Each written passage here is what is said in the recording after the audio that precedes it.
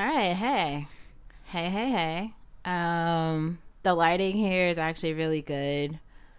I realize how cool my ceilings are, so you guys get to experience that with me.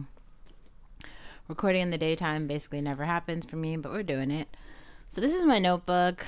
I use it for a couple of different things. One of them is journaling, but also I take notes about things that happened. And so last night I went to a pretty cool event at the W Hotel in San Francisco. That was really cool.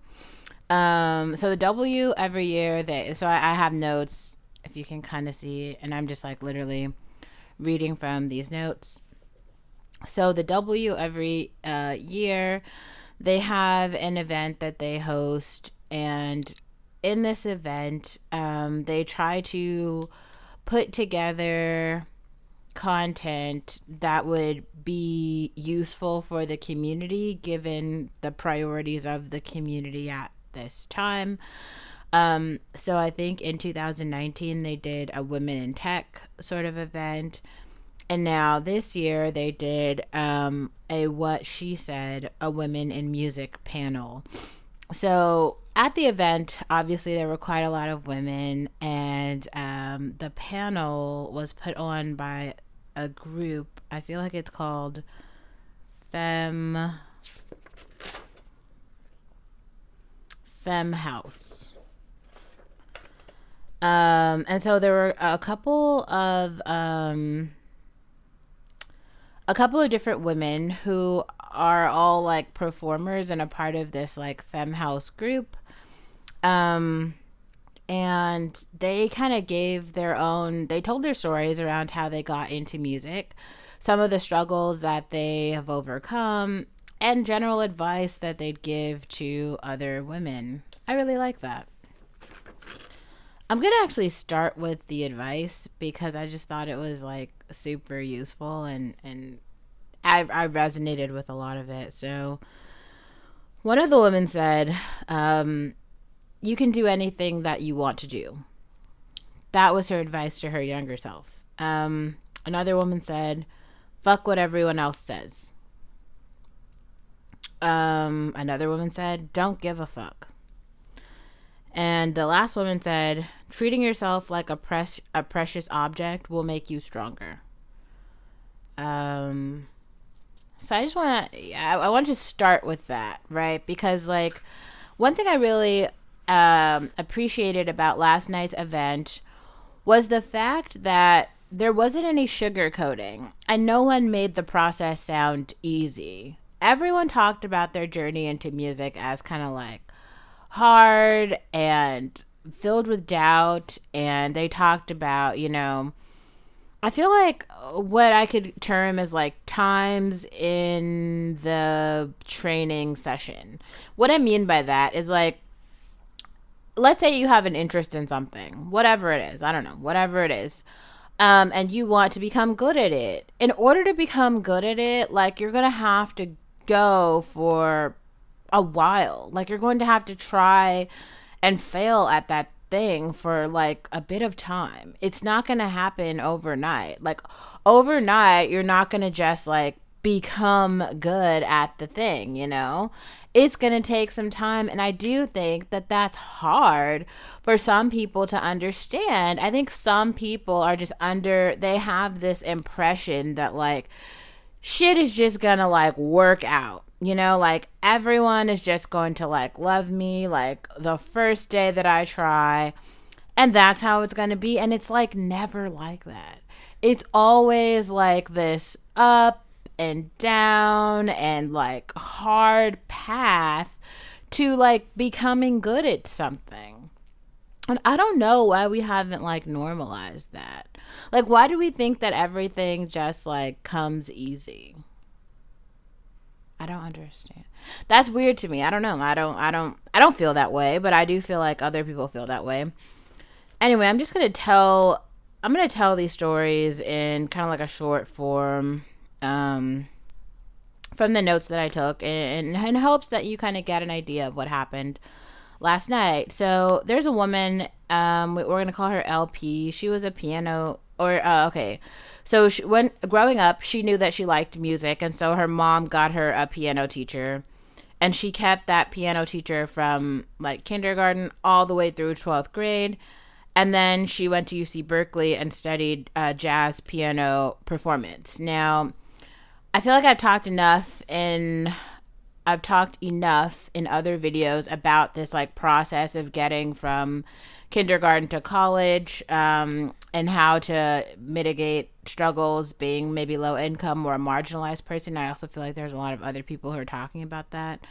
But let's talk about the after, because like this is the adulthood part that, at least for me, was very complex and like confusing. So a lot of people actually mention this, so I'll reiterate it here.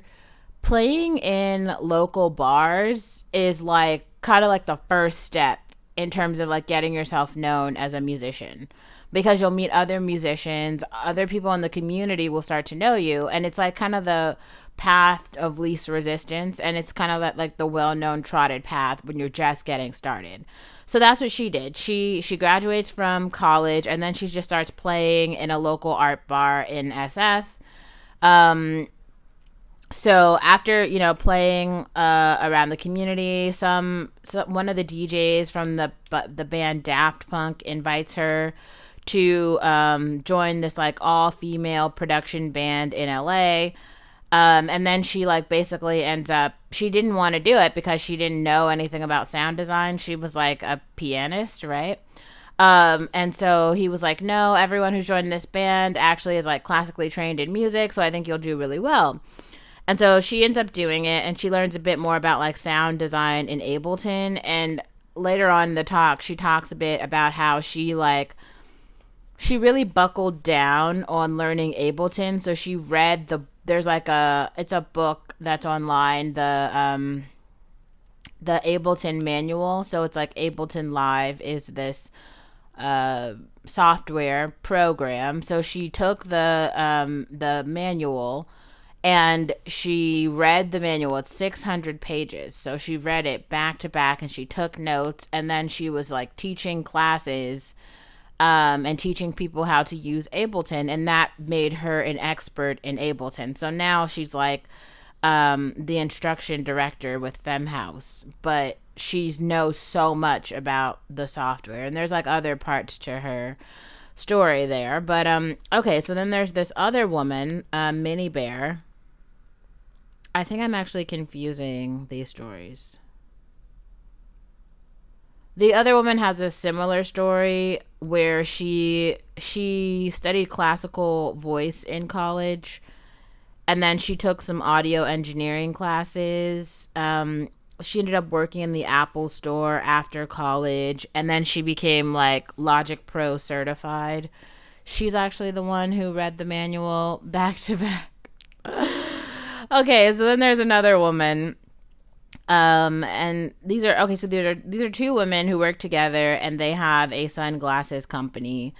Now, this is like a thriving business where they sell sunglasses, but about in 2020 they decided they wanted to be like DJs, like legit DJs, and like tour and stuff, but they had never really DJ'd, and they didn't even have anything online that said they were a DJ, but they knew other DJs. They had talked to other DJs about their interest in DJing, so I think someone made an introduction to them in some way. So then they got this like email that said, hey, we want to book you for this gig being a DJ. So the long story short, overnight basically they had to like learn DJing because their friend was a DJ. So she let them play around in the living room for like 5 hours, just kind of like doing it. Their other friend let them use a computer that had a lot of the tracks, and then the next day they went and performed and made $1,500 being a DJ. So that's pretty fucking cool.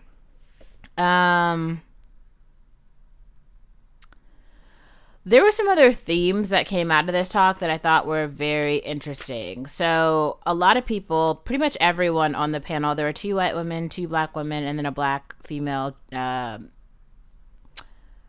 what do we want to call her, host. So people talked about this idea of diversity and inclusion, right? But the way that they talked about it, they were like, yeah, people always say that, but then they create like white female spaces. And then when women of color see those white female spaces, they realize that those spaces aren't for them. So then they don't actually join the spaces that were supposed to be diverse, but have actually ended up being like co-opted by white women. That happens so often. That's a real thing. And so, the way that one woman described it, she was like, I'm just really tired of seeing these like diverse spaces that get co-opted by like white women, like, and then people in that space continue to talk about like diversity, but it's actually not diverse. Like, we actually need spaces that are actually inclusive and have a wide variety of voices present. And mostly the women that I heard saying that were actually the two white women on the stage, which I thought was like very interesting, because they were pointing out how like they were seeing the hypocrisy themselves and they felt uncomfortable because they're like, this isn't diverse. Like, why does everyone keep saying diversity? But y'all see it. It ain't diverse. And I mean, I've seen that a lot too. And it's a very strange thing. It's almost like you'll be in a room and there'll be 5 people in the room, right? And it'll be like all white dudes, but there'll be different white dudes. Like, there'll be this white dude from France, this white dude from Germany, this white dude from Europe, this white dude from London, and this one from New York. And so they'll be like, and because they all have different stories, they all went to different schools. One of them is gay, one of them is old. Whatever the story is, like, they're all different white dudes. Don't get me wrong. They're all different, but in terms of actual diversity, like, when we're talking about diversity, I think we're talking about like representing the country, representing the society in which we live. That population is pretty homogenous, right? Like, because like we didn't talk about there's no religious differences there, there's no ethnic differences there, racial differences there, gender differences there. It's just, in even age, the age differences weren't that far off, and everyone is college educated. It's just like, I get it, individualism is a thing, but also there's just collective experiences among marginalized groups. And if you don't have any person from one of those marginalized groups, or really multiple examples present from those marginalized groups, you never get those stories or those experiences, because people who are not a part of those marginalized groups never experience the marginalization. So all of the things that impact that group, though people who are present probably experienced other things, they did not experience the marginalization. So those are probably the biggest lessons I feel like I took away from last night. But maybe the point here is, I think it's really important for people who want to get good at anything, but specifically music, to realize it takes a lot of time, and it's important to practice out in the field. That's what one of the women said. She was like, it can be really easy to practice in your room, practice at home, but you do need to get out in the world and like go hit the stage, and go perform. And sometimes you might suck, but that's how you get better.